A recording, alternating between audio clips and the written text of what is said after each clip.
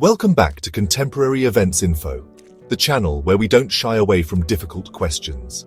Don't forget to hit that like, subscribe and share button, because today we're diving into a cultural battle that's dividing India's heart and mind. Is English making us global citizens, or cultural outsiders in our own land?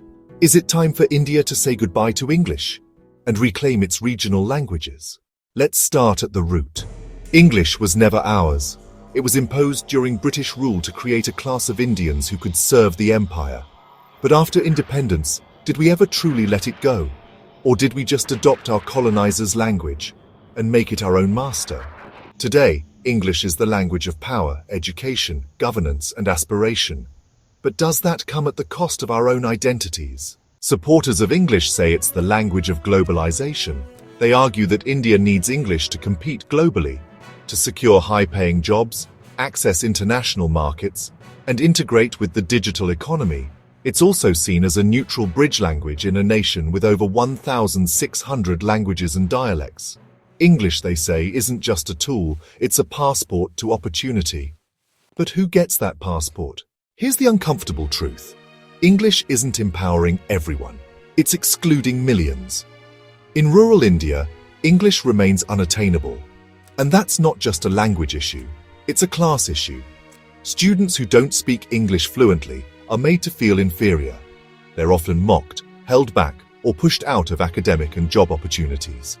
We've created a linguistic caste system where your worth is measured by how well you speak the colonizer's tongue.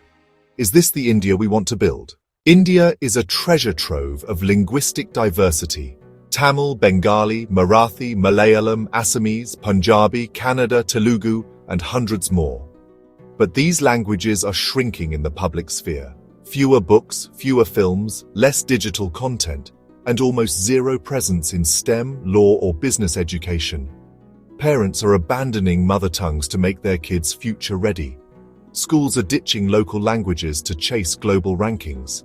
If this trend continues, will India become linguistically bankrupt? Another myth, regional languages can't handle science or tech.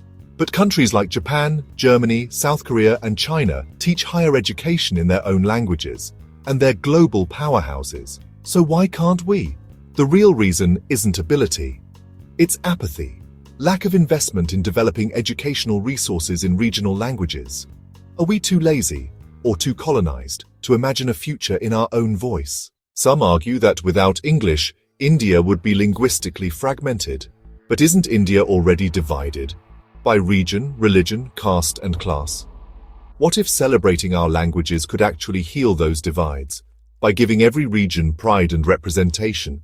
Unity doesn't require uniformity, it requires respect. This debate isn't about grammar, it's about power. Who decides what language we speak? Who controls knowledge, jobs, and legitimacy?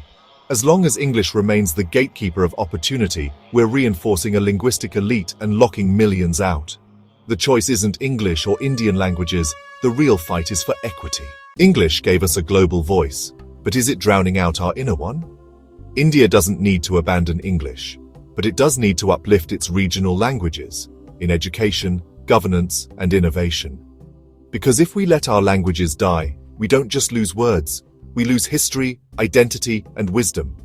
So tell us in the comments, should India move beyond English or embrace it more than ever?